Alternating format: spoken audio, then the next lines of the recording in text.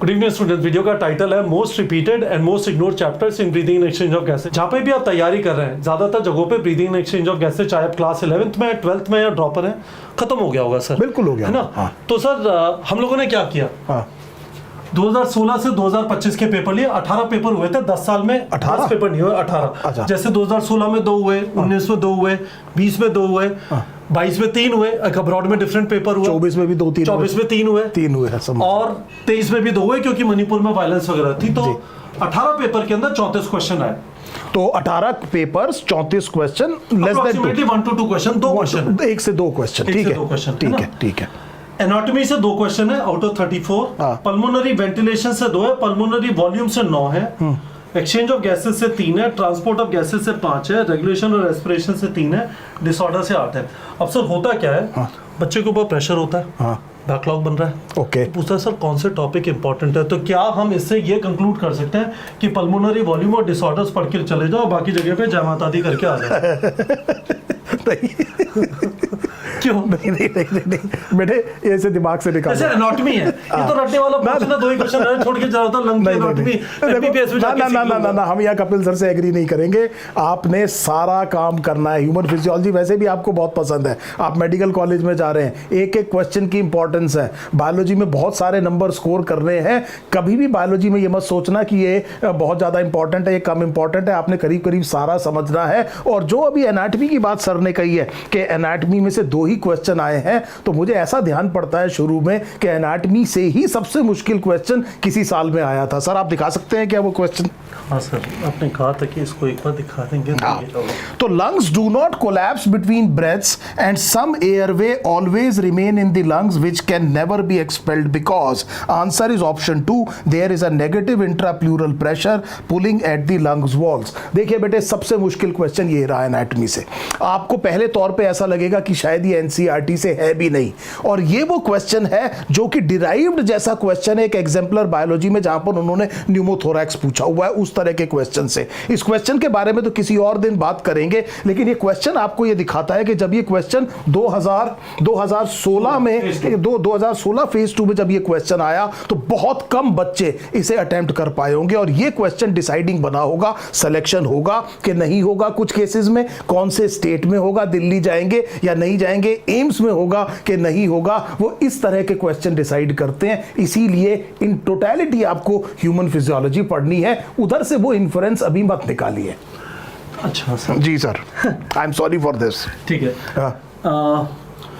मुझे एक चीज बताइए, जैसे आप जो पेपर बनाते हैं, आप हमारी टेस्ट सीरीज में पेपर बना रहे हैं, इसमें से टिपिकल टॉपिक्स कौन से हैं जहां पे बच्चों को समझने में तो जैसे मैं आपको बता रहा हूं, अगर आई एम एब्सोल्युटली श्योर, अभी मैंने ज्यादा इस चीज में गया नहीं हूं, लेकिन जब भी से फॉर एग्जांपल पल्मोनरी वॉल्यूम्स आप देख रहे हैं, तो पल्मोनरी वॉल्यूम्स में 9 क्वेश्चन है, तो ये बहुत सारे मैचिंग क्वेश्चंस आएंगे सर।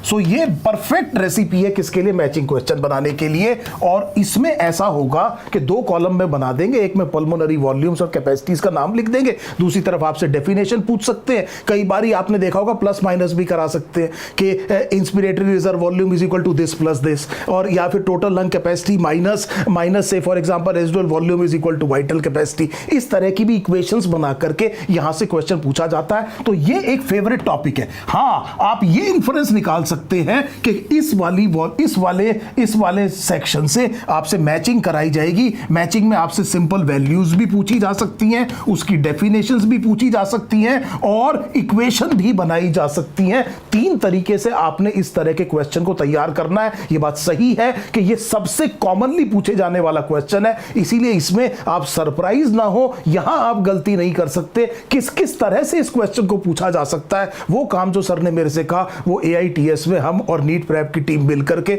आपको प्रोवाइड करा रहे हैं। मुझे ये चीज और बता दीजिए सर। जी सर। 2006 से लार्जली एनसीईआरटी वही है। हाँ जी। जनरली ये भी बोलते हैं कि एग्जामिनर्स हाँ जी बोलते नहीं है कि एनसीईआरटी से आएगा, बट पेपर लार्जली एनसीईआरटी से होता है। तो because they must be running out of questions, तो यदि आप बोले कि कपिल अगले वाले 2 क्वेश्चन कहां से आएंगे, अच्छा है ना, कंसिडरिंग कि एनसीईआरटी में लिमिटेड पेजेस है, वो सिग्निफिकेंटली घटे बढ़े नहीं है, तो what would be your guess?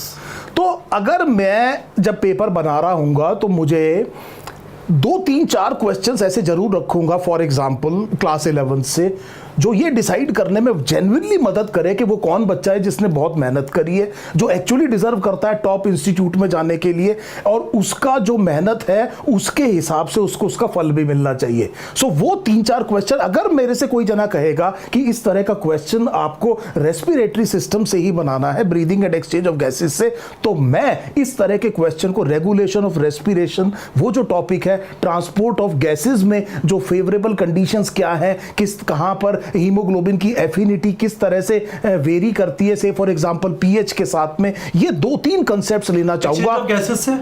बिल्कुल। और एक वो जो पैराग्राफ है, ये जो एनाटॉमी वाला जो एक पैराग्राफ है जिसमें कहते हैं कि लंग्स जो है वो एनक्लोज्ड है थोरेसिक कैविटी में, और थोरेसिक कैविटी एक एयर टाइट कैविटी है, और जहां पर आपकी एनसीईआरटी कहती है such an arrangement is necessary because, आप अपने आप सोचिए आगे क्या लिखता है। तो दिस इज द प्लेस, ये तीन जगह है जहां से मैं क्वेश्चन बनाना चाहूंगा। 2025 में जो डिसऑर्डर पे क्वेश्चन पूछा गया है वो लिमिटेड नहीं है केवल किसको, breathing and exchange of gases को, उसमें एक डिसऑर्डर ब्रीदिंग से है, एक डिसऑर्डर एक्सक्रीटरी प्रोडक्ट से है। सो वो क्वेश्चन इमीडिएटली जो आप देख रहे हैं कि 34 क्वेश्चन आए हैं 18 पेपर्स में, उसमें वो क्वेश्चन यूनिक है क्योंकि वो question is not limited to a single chapter matching में भी। This was the difference between 2024 and 2025। तो सर फाइनली मैं आपको ये कह देता हूँ, तो आपने उल्टा कर दिया सारा पर्पस। तो आपने क्या किया, आपने कहा देखो बेटा रिपीटेड है, पर ये मैं सोचा वापस रिपीट होगा, और जो इग्नोर्ड है उसको जरूर पढ़ लेना क्योंकि एनसीईआरटी लिमिटेड है। तो स्टूडेंट्स होपफुली आप लोगों को समझ में आ गया होगा हमने क्या करने की कोशिश की। हमने आपको कुछ इन्फॉर्मेशन दी है,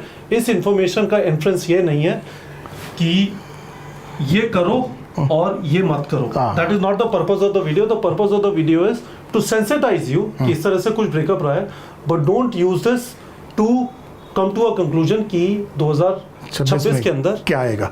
क्या है। और अगर आपको पता है तो हमें बताइए। ठीक है बच्चों, bye bye, best of luck. ठीक है।